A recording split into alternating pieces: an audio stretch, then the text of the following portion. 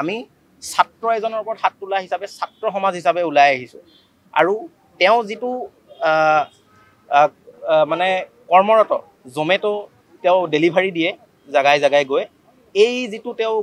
কৰ্মৰত কৰ্ম কৰি আছিলে তেওঁ এইটো কাৰো আগত ৰিভিল কৰা নাছিলে আমাৰ ছাত্ৰ বন্ধুসকলৰ আগত ৰিভিল কৰা নাছিলে আনকি তেওঁ মাকেও নাজানে যে তেওঁ গুৱাহাটীত জমেটো কৰি পেলাই তেওঁৰ নিজৰ খৰচাবিলাক উলিয়াই আছে গতিকে তেওঁ কেনেকুৱা এটা মানে মানসিক পৰিস্থিতিত বৰ্তমান আছে তেওঁ ছাত্ৰসকলে তেওঁ বন্ধুবৰ্গসকলে গম পালে তেওঁ জমেটো ডেলিভাৰী দিয়ে বুলি তো আমি অনুৰোধ জনাইছোঁ অচি ছাৰক ভাৰ্গৱ বৰা ছাৰক অনুৰোধ জনাইছোঁ আমি বৰ্তমান ক'লোঁ যে তেওঁ সমগ্ৰ ছাত্ৰ সমাজৰ আগত ক্ষমা খোজক এই যিটো কালি ব্যৱহাৰ কৰিলে বৰ্বৰতৰ যিটো ব্যৱহাৰ তাৰ কাৰণে ক্ষমা খোজক আৰু যদি তেওঁ কালিৰ ভিতৰত বা ক্ষমা নোখোজে তেতিয়া আমি সোমবাৰলৈ যে বৃহৎ এটা আন্দোলন কৰিম সেইটো নিশ্চিত ছাত্ৰ একতা সভাৰ লগত এতিয়া ডিছকাশ্যন চলি আছে এটা কৈছে কি ভৱিষ্যতে এনেকা নহয় কিন্তু আমি কেনেকৈ মানি ল'ম যিহেতুকে আগতেও দীঘলী পুখুৰী পাৰ অঞ্চলত আমি যেতিয়া প্ৰতিবাদ জনাইছিলোঁ তেতিয়া আমাক ঠেলা মাৰা হৈছিলে কৈছে কি তহঁতি ঠেলা মাৰিছোঁ আমি ময়ো ঠেলা মাৰিম এনেকৈ হয় নেকি আমি হৈছোঁ সৰু ল'ৰা আমি হৈছোঁ ছাত্ৰ ছাত্ৰী কিন্তু তেওঁ এজন পজিশ্যনত আছে তো পজিশ্যনত থকা মানুহজন সদায় অলপমান নিজকে টেক কেয়াৰ হৈ পিনি আমি সৰু ল'ৰা ন আমাক চাই চিতি কথা পাতিব লাগে এতিয়া চাওক ৰাস্তা পদূলিত এনেকৈ মাৰপিট কৰিছে সেই ল'ৰাটোতো ৰেপুটেশ্যন ছ'চিয়েল ৰেপুটেশ্যনটোতো গ'লেই তেওঁ নিজৰ আইডেণ্টিটিটো ৰিভিল কৰা নাছিলে এতিয়া চবেই গম পালে এতিয়া সেই ল'ৰাজন এতিয়া ৰুমৰ পৰা ওলাই অহা নাই ৰুমটো সোমাই আছে তো এতিয়া ক্লাছটো কৰিব নোৱাৰিব গোটেই লগৰখিনিয়ে গম পাই গ'ল কি জমিটো ডেলিভাৰী কৰে বুলি সেইটো লাজ পোৱা কথা নহয় কিন্তু তেওঁৰ মানসিক স্থিতিটো এতিয়া কি হৈ আছে সেইবোৰ কথা আমাৰ কিবা পুলিচে আমাৰ চাব লাগে আৰু লগতে আমি এইটোৱে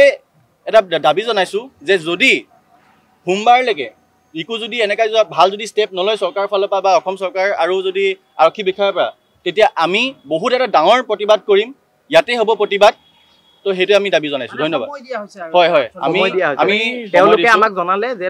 আৱেগিকভাৱে এইটো হৈ গ'ল কালি আৱেগিক কেতিয়াও হ'ব নোৱাৰে কৈছে তেওঁ ইমান বছৰ কৰ্মৰত আছিলে অচি ছাৰ তেওঁ 15 বছৰ কৰ্মৰত 14 বছৰ কৰ্মৰত 14 বছৰ কৰ্মৰতৰ পাছত তেওঁ এইটো কেতিয়াবা ভুল হৈ যায় বুলি কৈছে কিন্তু আমিতো কালি প্ৰথম দেখা নাই আগতে 2-3 বাৰ আমাৰ ওচৰত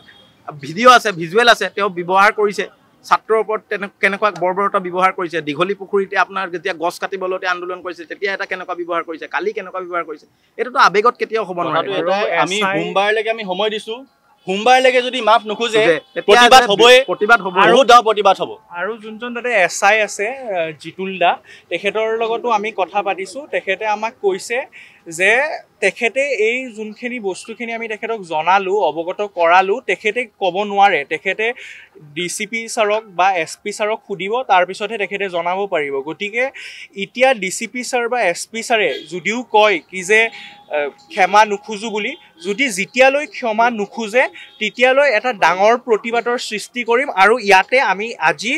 মই এই আপোনালোকৰ নিউজ চেনেলৰ জৰিয়তে এটাই বস্তু মানে ক'ব বিচাৰিছোঁ যে এই প্ৰতিবাদটোত অকল কটনিয়ান নহয় গোটেই ছাত্ৰ সমাজ ওলাই আহিব আছু ওলাই আহিব আমি চব ছাত্ৰ সমাজে মিলি ডাঙৰ আন্দোলনৰ এটা সৃষ্টি কৰিম আৰু এটা ডাঙৰ কথা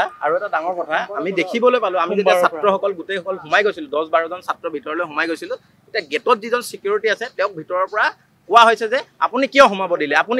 দিলে গেটখন আপুনি মাৰি থ'ব পৰা নাই এইটো এটা কেনেকুৱা ব্যৱহাৰ আমি থানাত সহায় বিচাৰি নাযাম নেকি আমি থানাত কিবা এটা সলিউশ্যন বিচাৰি নাযাম নেকি তেওঁলোকে যে ভিতৰৰ পৰা কৈছে কিয় সোমাব দিয়া হ'ল আমিতো তেওঁলোকক মাৰিব যোৱা নাই আমিতো তেওঁলোকৰ লগত কাজিয়া কৰিব যোৱা নাই কিবা এটা সিদ্ধান্ত বিচাৰি গৈছোঁ এনেকৈ আৰক্ষীয়ে ব্যৱহাৰ কৰাটো কিন্তু আমি কোনো পধ্যে মানি নলওঁ ছাত্ৰ সমাজে কেতিয়াও মানি নলয়